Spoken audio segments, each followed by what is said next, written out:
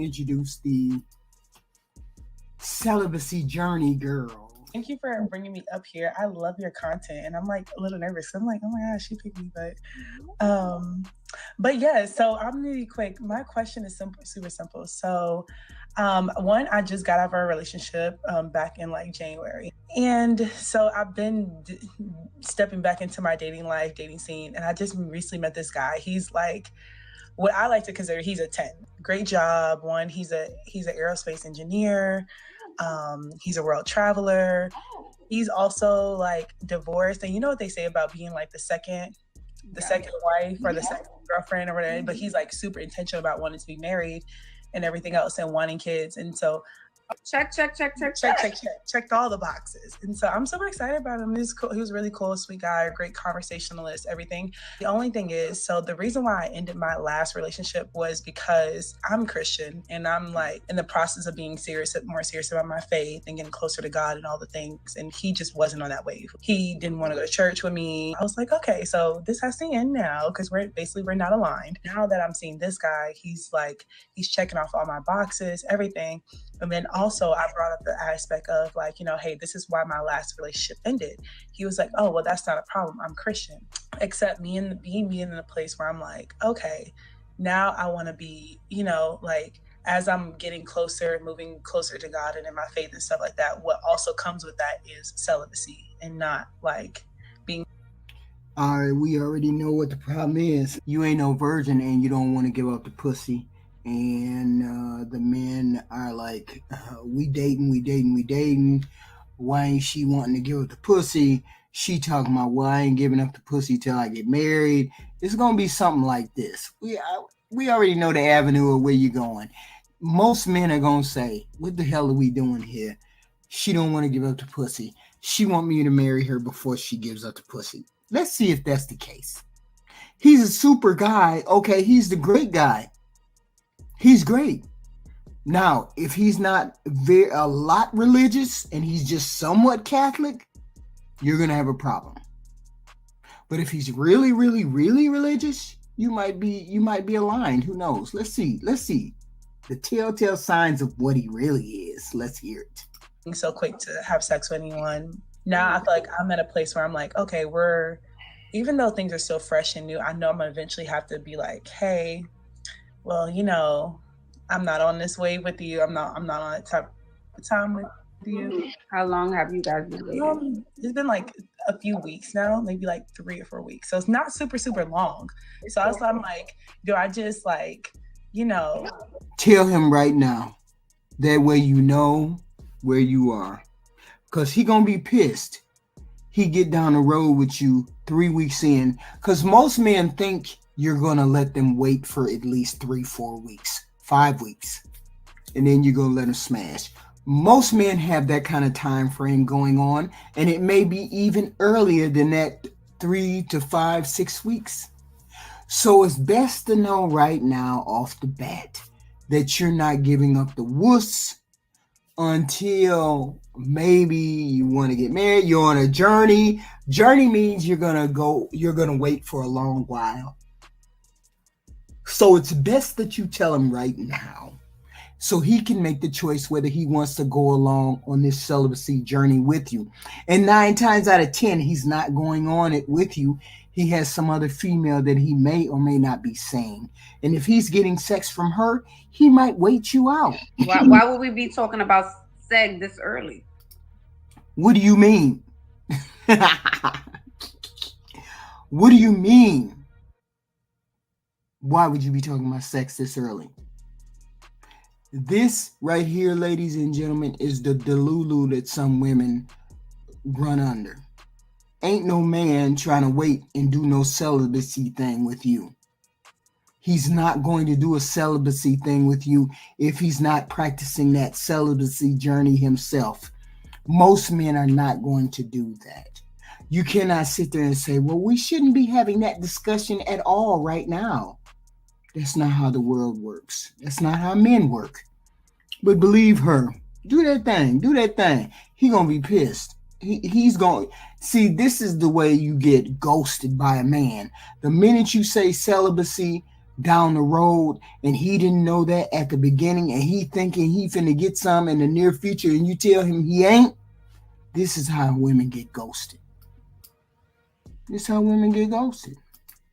Mm-hmm. Shouldn't you be getting to know me? Not what's between my legs, child.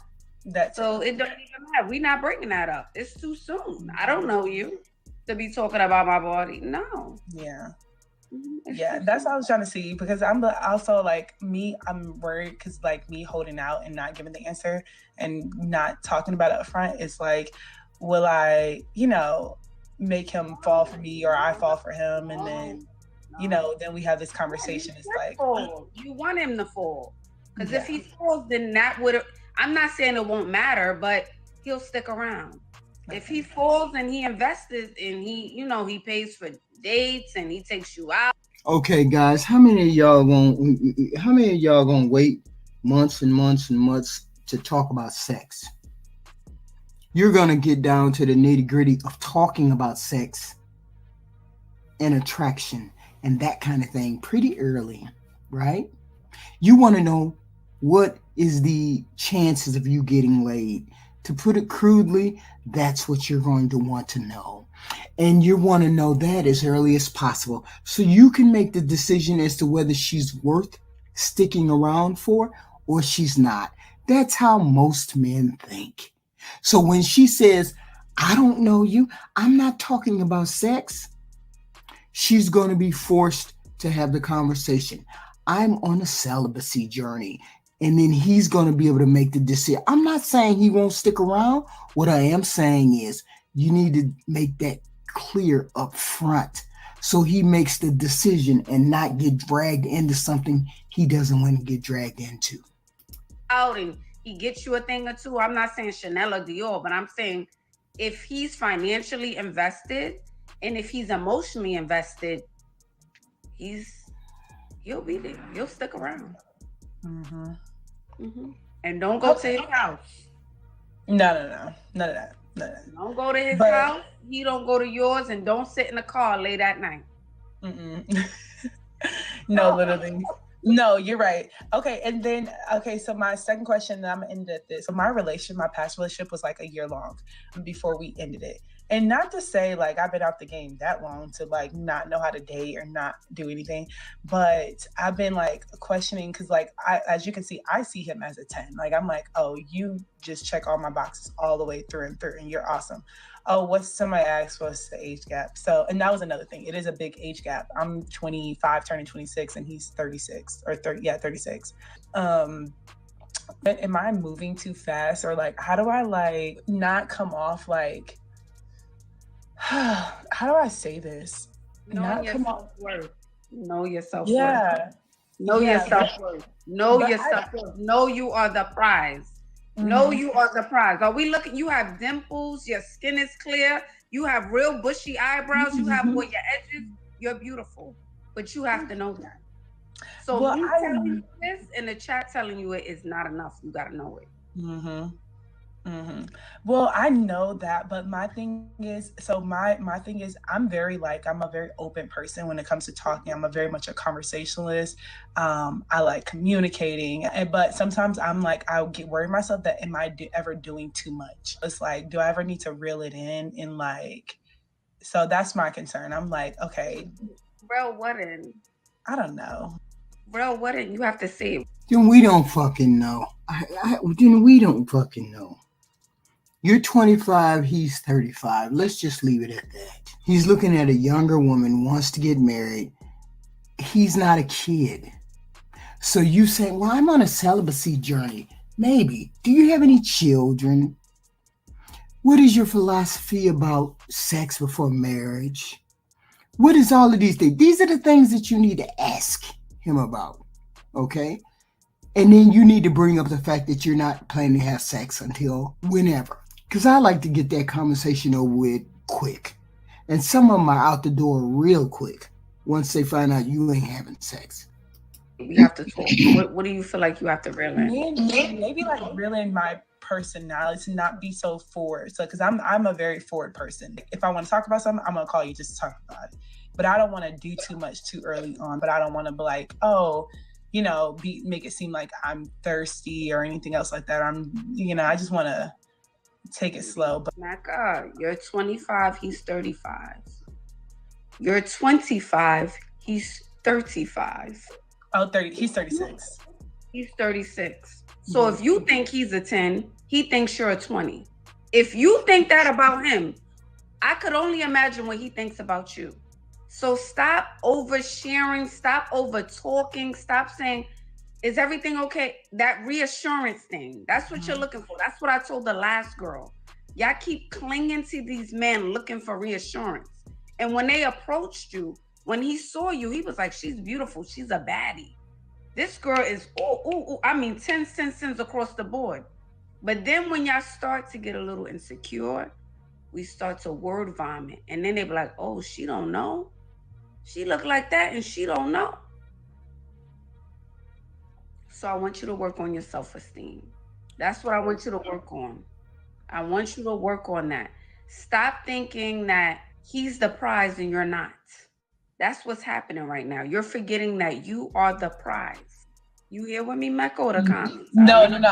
I'm taking it all in. I'm listening. I think the issue is that you're looking for reassurance. Like, okay, don't leave me. Don't leave me. So you're showing up. Oh, you're calling him. You're texting him. Oh, okay. Da, da, da. It's almost like you're overcompensating a little bit when you don't need to. That's good. Yeah. That's good. You don't need to. Yeah, and absolutely. that says to me, when a woman starts to overcompensate, it also says to me that there's an insecurity that you have. So you don't want him to see it, so you overcompensate. That's why we do that. So I want you to work on that, my dear. That's a bar. I like it. Yeah. That's so real. That's so real. Okay, I'm definitely going to keep that in mind. It would just be so hard for me at 35 to deal with somebody that was insecure, and I would have to reassure them of everything. I'm just one of those human beings. I can't do that. You got to come fully formed. You can't be coming with all of the parts undid. She seems like a decent girl. She's not ugly. She's not overweight. She's not anything. She's just blah. She's just blah. No outstanding personality. Nothing outstanding. Nothing that would make me say, hey, let me wait 6 months before I have sex with her. Nothing that stands out that says that to any man. So you need to say that kind of thing up front. Because most men are not going for this 6 months, 8 months celibacy. And they're not going to be celibate. Not for you. Not for any woman, really. And he's 35. That's a full-grown, whole-ass man. He ain't no kid with this fuckery that you're talking about. I want to be celibate. Celibate for what? Celibate for what? That's the question I would be asking. And most men are going to ask that same goddamn question. Who the fuck is she holding out for?